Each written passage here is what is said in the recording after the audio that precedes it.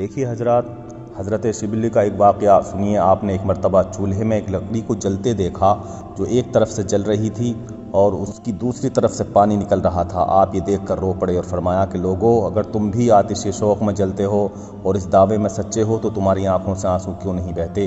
حضرات، اللہ کے خوف سے رونا گناہوں کو دھو دیتا ہے۔ مولانا رومی علیہ الرحمہ فرماتے ہیں، ہر کجا آب روا غنچہ بود، ہر کجا اشک روا رحمت بود، یعنی جہاں پانی بہتا ہے وہاں پھول اور غنچے اگتے ہیں، اور جہاں آنکھوں سے آنسو بہتے ہوں وہاں رحمت کے پھول اگتے ہیں۔ سبحان اللہ۔ بچہ رو رہا ہے تو ماں کا دودھ جوش مارنے لگتا ہے، آسمان روتا ہے تو زمین پر باغات کھلتے ہیں۔